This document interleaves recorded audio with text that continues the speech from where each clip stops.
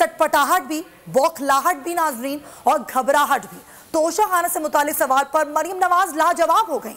Anchor ने Mercedes गाड़ी लेने का सवाल किया, मरियम नवाज इधर उधर की बातें करने लगी। बोली खरीदना जुर्म नहीं है, चोरी करना जुर्म है। एंकर ने याद दिलाया कि मैडम गाड़ी लेने की इजाज़त नहीं, तो लाइल्मी का मुजाहरा कर दिया। एंकर ने फिर याद दिलाया कि सब नवाजने के लिए किया गया था, तो फिर सटपटा गई।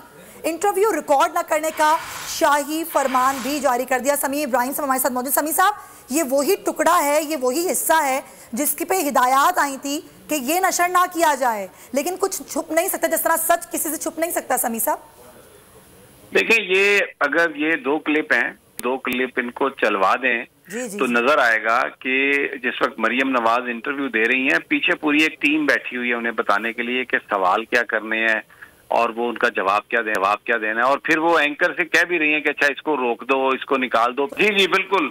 एक और भी क्लिप है इसी तरह का। इसमें देखें, वो असल इशू ये है कि किसी भी मावनत के बगैर, क्योंकि इनके पास सच बोलना नहीं है, इन्होंने चीजें जो हैं वो जो हमें स्क्रीन पर नजर आती हैं इनकी, वो बहुत ज्यादा उसमें पूरा बोर्ड इनका बैठता है। ये मैनिपुलेट करते हैं एंकर्स को, चैनल्स को, और अपनी इसीलिए मर्जी के लोगों को बुलाते हैं, उनको सवाल जवाब करते हैं उनके साथ अपना बयानिया बनाने के लिए। इसी तरह मियां नवाज शरीफ लंदन में वो 2-3 रिपोर्टर हैं जिनको वो बुलाते हैं। मैं नाम नहीं उनके लेना चाहता, लोग उनको देखते हैं हमेशा, तो वो पैसे की बुनियाद पर और अपने असर रसूख की बुनियाद पर ये सब इंटरव्यूज करते हैं, कराते हैं। और ये बुरी तरह एक्सपोज हुई है मरियम नवाज। उनको कुछ पता ही नहीं है, उनके कागज कुछ कह रहे हैं, वो कुछ कह रही हैं, और फिर पीछे से आवाजें आ रही हैं, सामने बैठे हुए हैं लोग जो हैं वो, आप उसमें मरियम औरंगजेब की आवाज सुन सकती हैं, दूसरों की। वो कह रही हैं एंकर को अच्छा ये काट दो, ये ना करो। तो एक अजीब 2 नंबरी और एक इंतहाई इनकम्पिटेंट जो लोग हैं वो मुसल्लत कर दिए गए हैं पाकिस्तान पर। कहाँ लेके जाएंगे, बस अल्लाह ताला हम पे रहम करे। वो जैसे कहते हैं ना कि हर शाख पे उल्लू बैठा है, तो कोई हम इससे ज्यादा क्या कह सकते हैं। और ना सिर्फ ये समी साहब, वो बता भी रहे हैं एंकर कि भाई आपके रिटर्न्स में है, आप कैसे लाइल्मी का इजहार कर सकती हैं, तो वो खामोश हैं जैसे कि उनको कुछ मालूम नहीं है। लेकिन वो ये कहना चाहती हैं कि मुझे तो इस बारे में कोई इल्म ही नहीं है, मुझे तो पता ही नहीं है आप किस गाड़ी की बात कर रहे हैं। नहीं, वो देखें, उनको तो पता ही नहीं है। वो देखे ना, जायदादें उनके नाम, बेनामी चीजें आ रही है ना सारी। कोई इस्तेमाल कर रहा है, कोई इस्तेमाल कर रहा है, कहीं आई बिकी चीज ली कम कीमत पर और फिर करोड़ों रुपए की बेचती आगे, तो उनको तो नहीं पता। उनके नाम से चीजें चल रही हैं, उनकी फैमिली चल रही है, उनके वकील कर रहे हैं, तो ये बेनामी कहते हैं इसको। यानी आप जो प्रॉपर्टी है वो उसको जिस तरीके से आप डील कर रहे हैं, वो क्योंकि ये एक क्लासिक मिसाल है कि किस कदर झूठ बोला जाता है, किस कदर गलत काम किए जाते हैं, और फिर उसको किस तरह मैनिपुलेट किया जाता है टीवी इंटरव्यूज में। बिल्कुल आप सही कह रहे हैं समी साहब, ये तो एक जिंदा मिसाल है। अवाम भी अब ज़ाहिर सब जान गई है, और आजकल तो ऐसा वक्त है, सोशल मीडिया का ऐसा दौर है समी इब्राहिम साहब, कि अब कुछ छुप नहीं सकता। अगर कुछ छुपाना भी चाहें, अपनी मर्जी से कुछ मैनिपुलेट करके कुछ चलाना भी चाहें तो बिल्कुल। फिर वो बार बार कह रही हैं कि प्लीज रोक दें, इसको रोक दें, अभी ना रिकॉर्ड करें, और अभी हम ये बात करेंगे, अभी इसको। फिर पीछे से मरियम औरंगजेब की आवाज है, इसको नहीं चलाना, इसको काट दें।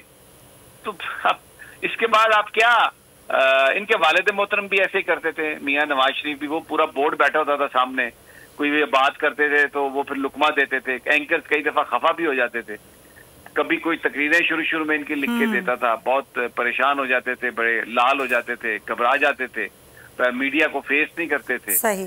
तो ये पुरानी रीत है। लेकिन मैं हैरान हूँ कि मरियम नवाज अभी भी वो इस तरह की बात करती है। मेरा आई थॉट के she is little better, but मैंने ये देखे हैं ये दोनों क्लिप्स, तो वो तो मुझे लगता है कि बहुत ही very unbelievable, pathetic rather I would say. सही बात है। Thank you so much senior तज़कियाकार समी इब्राहिम साहब हमारे साथ इस खबर पर मौजूद। वही बात है कि सूरत हाल नजरों से छुप नहीं सकती, आ ही जाती है लोगों के सामने। तो नजर आ रहा है सामने लिखा हुआ है जुल्म मिटने के लिए 2 चीजों से मिटेगा भाई। एक, अदल की कुर्सी पे जो लोग बैठते हैं ना, वो अदल के हिसाब से फैसले करने लगे। दूसरा, कौम निकल खड़ी हो जुल्म के खिलाफ, तो जुल्म खत्म हो जाएगा। या इन दोनों में से कोई एक चीज हो जाए, या दोनों हो जाए।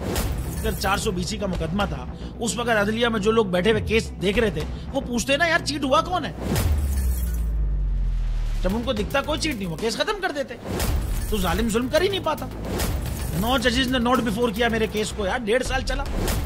शख्सी जमानत का केस, सेम केस इस्लामाबाद में कर दिया। एक ही इल्जाम पे 2 केस हो नहीं सकते भाई।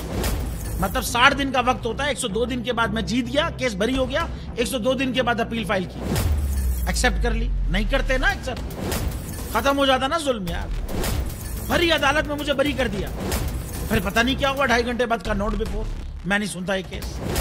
खड़े रहते अपने फैसले पे, मिट जाता जुल्म। अल्लाह ताला ने बिठाया इस कुर्सी, इन कुर्सियों पे इनको यार, ये अल्लाह ताला की तरफ से फैसले करने हैं। तो या तो ये फैसले आएंगे, जुल्म मिट जाएगा, या कौम खड़ी हो जाएगी जुल्म के खिलाफ।